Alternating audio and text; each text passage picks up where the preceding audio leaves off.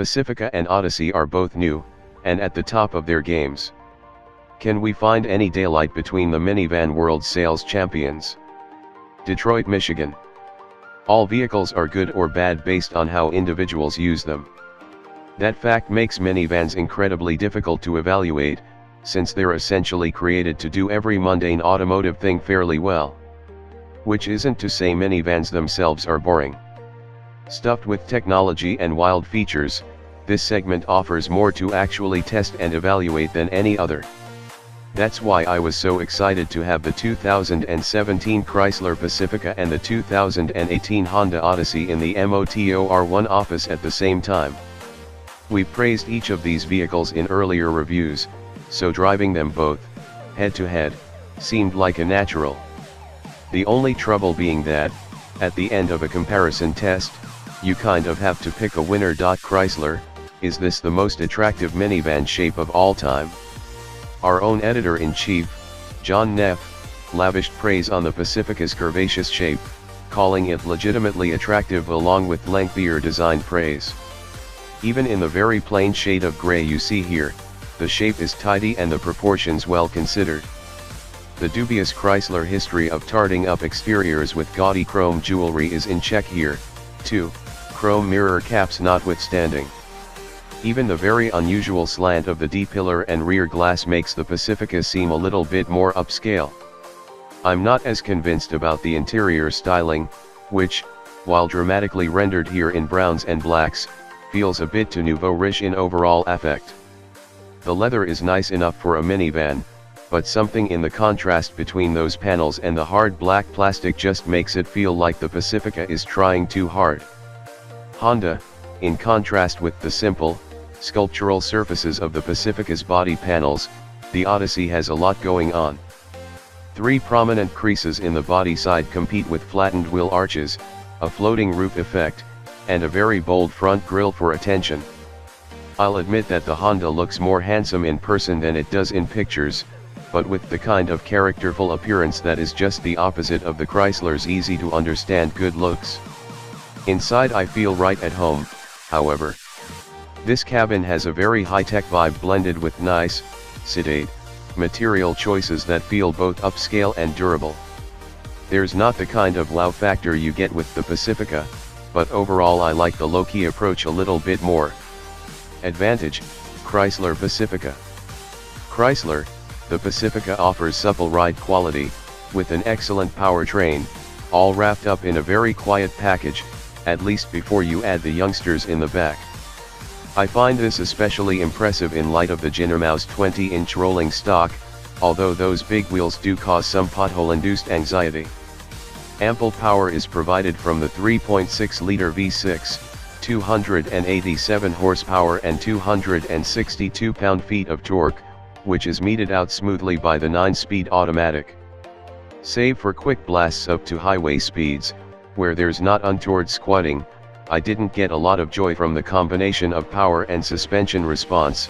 The Pacifica stays out of its own way if you go around a corner quickly, but only just. Honda, the Odyssey has a reputation as a good handling minivan that is both well deserved, and that carries on in this new generation. Certainly, designers and engineers would like to hammer home that paddle shifters on the steering wheel and a low-slung seating position seem to back the sporty aspirations.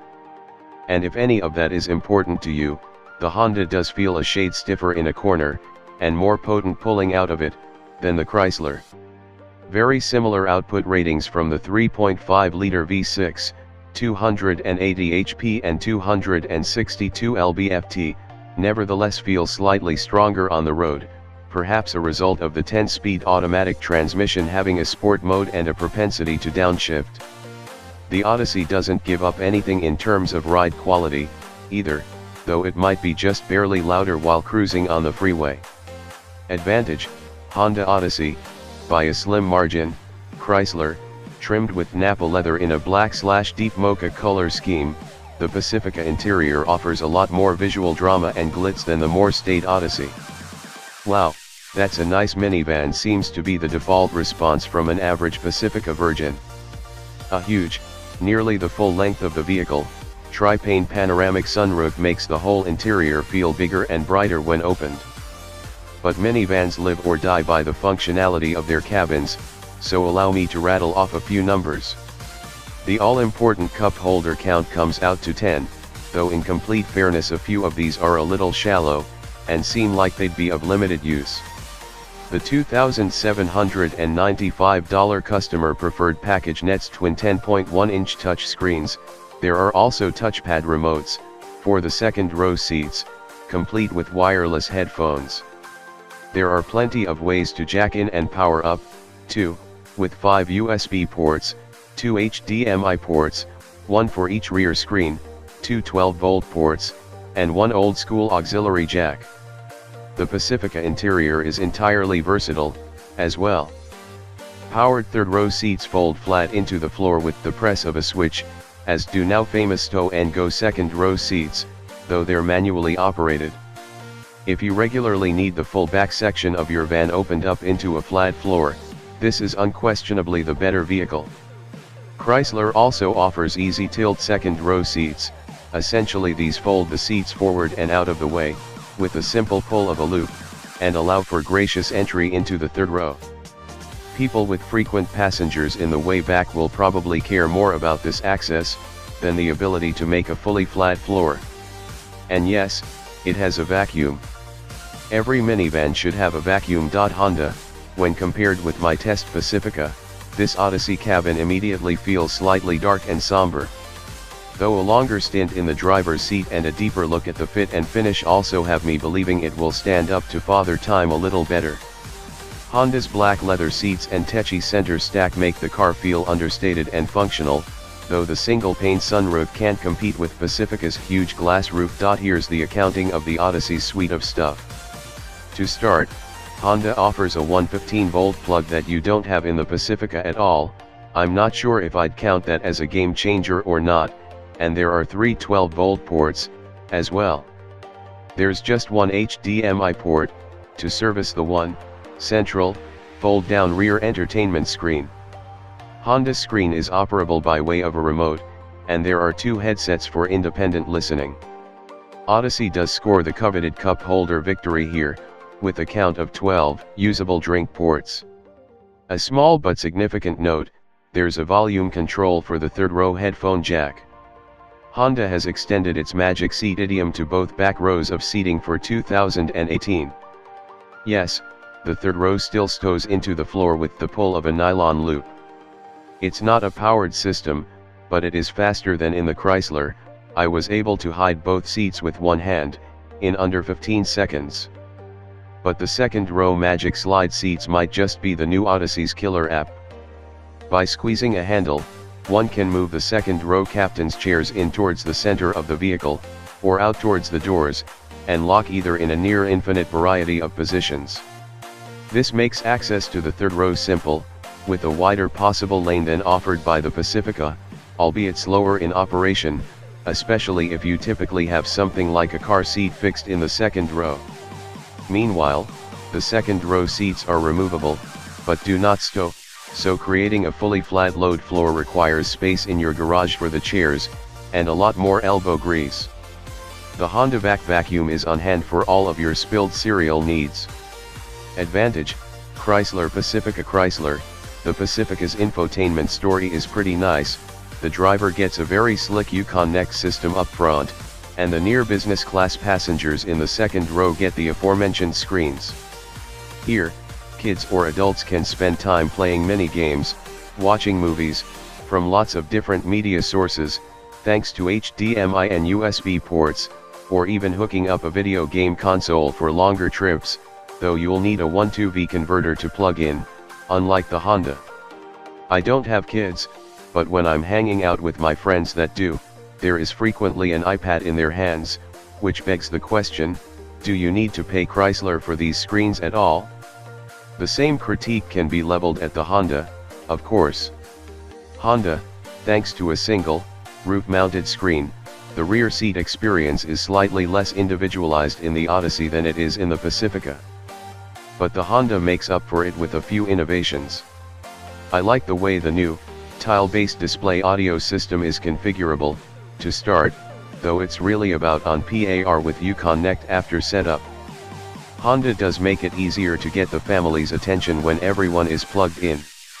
Cabin talk and cabin watch systems let you amplify your voice through the vehicle's speakers or headphones, and get a fisheye view of the second row, respectively.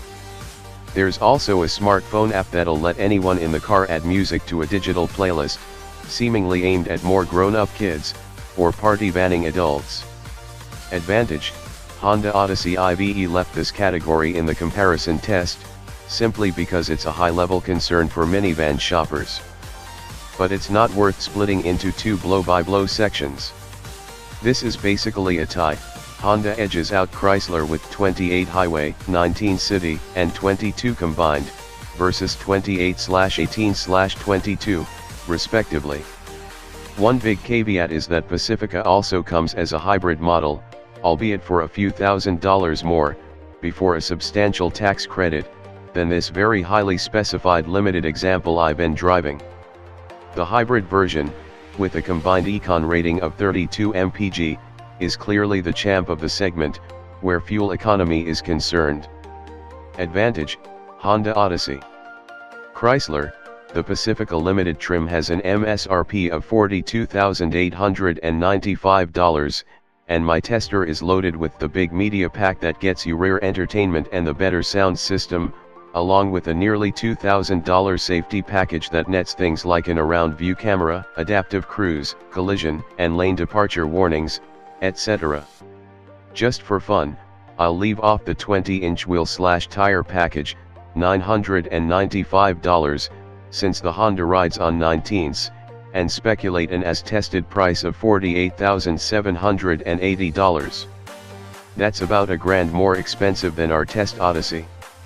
Of course, you might be more likely to find a bit of a deal on a new Pacifica if you look around.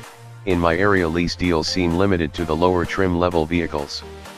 The counter argument there is, if you're a buyer, big incentives are likely to drive down your residual value. Honda, the Odyssey Elite comes with the Honda Sensing package, adding in most of the safety tech features you'll have to option into on the Chrysler.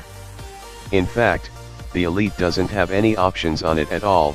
The MSRP of $46,670 plus destination and handling fees of $940 add up to total price of $47,610 with a list of features very similar to the Pacifica's. Expect the Odyssey to be a better long-term buy, with a rosier outlook in terms of cost to own for your tenure with the van. Advantage: Honda Odyssey. There couldn't possibly be a narrower gap between these two excellent vehicles. Yeah, when you add up the advantages, Honda seems to have more. But consider that price and fuel economy are essentially ties, ride and handling are only slightly more definitive, and styling is subjective.